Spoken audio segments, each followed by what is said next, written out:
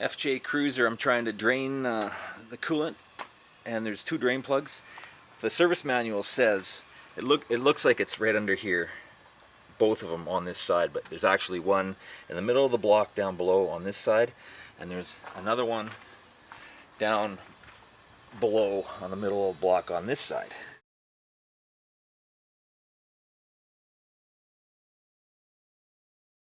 So we'll come around, I'll show you where they are.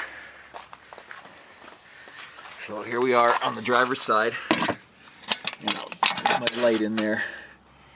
So here's the shock tower, you can see the engine block, the exhaust manifold, and that is it. See the drain tube underneath? You loosen that nut, coolant comes flowing out on this side, and I'm going to pause the camera and get around to the other side. And now we're on the passenger side, and if we get in here, I'll put the light in here so you can see. I'm going to zoom in on this. It's that same nut, that hexagonal thing. Yeah, loosening the nut, coolant comes out of that lower little tube. So if you hang some tubing off that, you can drain it all into a container without causing a mess. I hope this helps. I sure looked a long time for this. And of course, the drain cock for the radiator is right down there.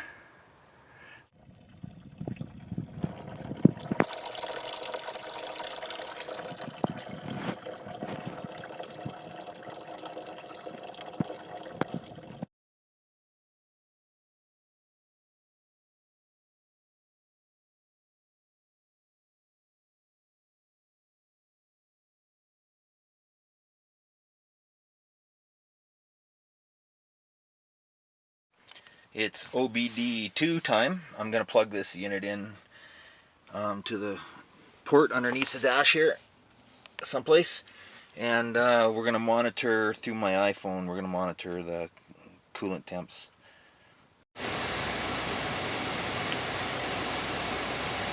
So here we are. This is what the Innovate software looks like on an iPhone, and the coolant temperature is climbing. You can set a whole bunch of variables. What do I got here? You can have spark, you can have like whatever your computer on your FJ throws. You can virtually pull it up on this device. Temperature's still climbing. I'm not sure when the thermostat opens on this thing. Probably 180, but we'll see. I monitored it before, and before I changed the coolant, and it was running around 182, 185, fairly warm day, so somewhere in there. So I'm thinking the thermostat must come on about 180. The fan.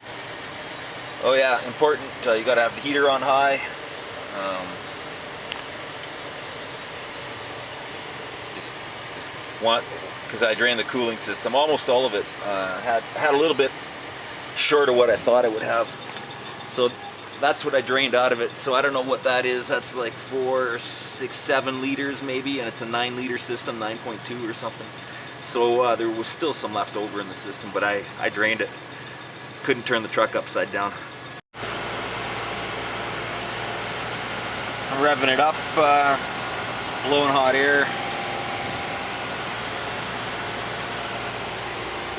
Actually, when I started revving it up, the temperature went down a bit.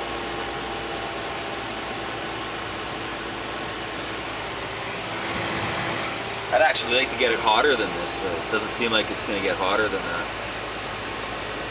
I'll let it cool, and I'll take the cap off, rad cap off, and burp it, squeeze some hoses, and do the procedure 2 or 3 times more just to make sure that there's no air bubbles left in it.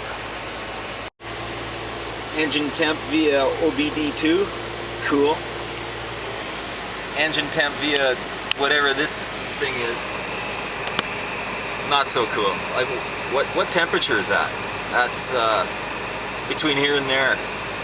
Nice to know.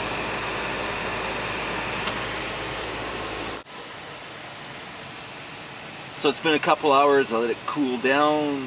The coolant temperature is 106 degrees Fahrenheit, and I'm just gonna remove the rad cap and top it up. Squeeze some hoses, make some air come out, make it burp. So it's 110 degrees now. It's climbing. I've got the heater on high heat, high fan. I'm revving it up, a couple of thousand RPM, and here we are at 113 already. 15. We'll come back later when it's about 180. There, we hit 180. See how that sits for a minute.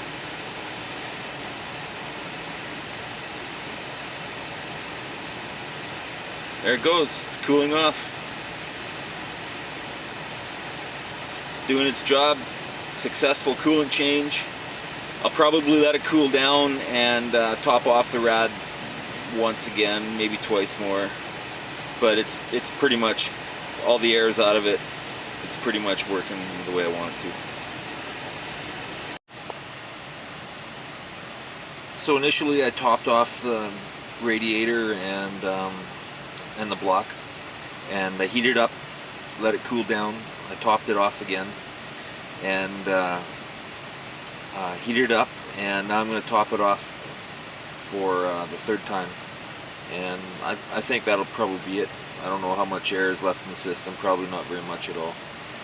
So I'm going to check it again tomorrow in the daylight. It's dark, it's nighttime.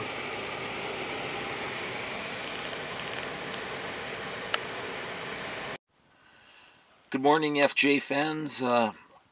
Just to do a recap here, initially I filled up the system, bringing up the temperatures to about 180, squeezing the hoses to help remove the air bubbles, and this heater was set to the hottest, the fan speed was set to high, and the air conditioning was off, and I revved it up to 2000 RPM, and I got it up to operating temperatures 180 like that. And then I let the system cool. In this case, I let it cool to 106, and then I opened up the rad cap and topped off the system. It took about 2 hours to cool to the temperature. I added about 6 ounces of coolant, and then I warmed up the system again as I did before, squeezing the hosers, heater set to warm, fan on, air off, again revving to 2000 RPM until 180 degrees. Then I let the system cool for a second time, to this time to 110, and I added only 2 ounces of coolant, and I heated it up to operating temps again, and then I let it cool overnight. So here we are, morning time. I'll turn on the ignition. There we go. It's stone cold, 75 degrees Fahrenheit. The rad is full. The reservoir is at the low mark, and I'll top it off to the full line. And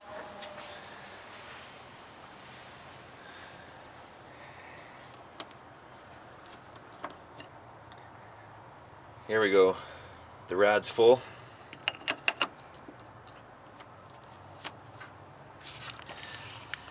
And the coolant is at the low mark. I want to get it up to the high mark here. That's supposed to be, with a cold engine, it's supposed to be at that mark. So I'll top it off and we're good to go.